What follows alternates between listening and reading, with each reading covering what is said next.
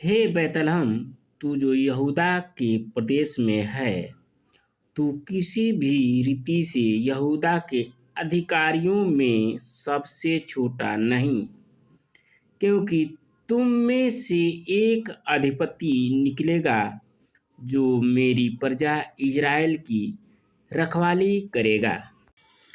हेरोदेस राजा के दिनों में जब यहूदिया के बैतलहम में यीशु का जन्म हुआ, तो पूर्व से कई ज्योतिषी यरूशलेम में आकर पूछने लगे, यहूदियों का राजा जिसका जन्म हुआ है कहाँ है? क्योंकि हमने पूर्व में उसका तारा देखा है और उसको प्रणाम करने आए हैं।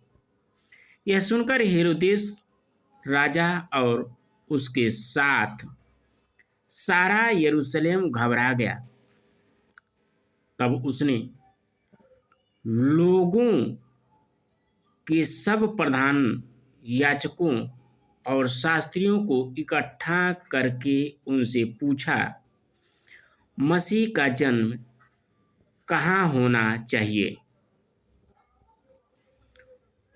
उन्होंने उससे कहा, यहूदियों के बैतलहम में, क्योंकि भविष्यवक्ता के द्वारा यूं लिखा गया है,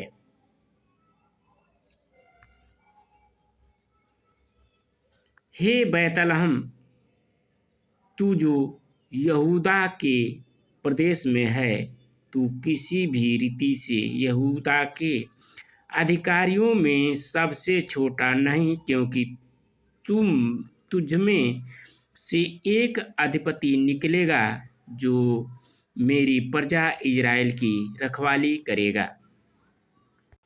और उसने यह कहकर उन्हें बैतलहम भेजा, जाओ उस बालक के विषय में ठीक ठीक मालूम करो, और जब वह मिल जाए तो मुझे समाचार दो, ताकि मैं भी आकर उसको प्रणाम करूं। उन्होंने उस घर में पहुंचकर, यीशु मसीह कहाँ जन्म तो लिए थे चरनी में, लेकिन कहाँ पहुँचे? वे घर में थे। जब इन्होंने देखा तो वो घर में थे। पहुंचकर उस बालक को उसकी माता मरियम के साथ देखा और मुंह के बल गिरकर बालक को प्रणाम किया। उसकी माता को नहीं, बालक को प्रणाम किया और अपना थैला खोलकर उसको सोना और लोबान और गंधरस की भेंट चढ़ाई।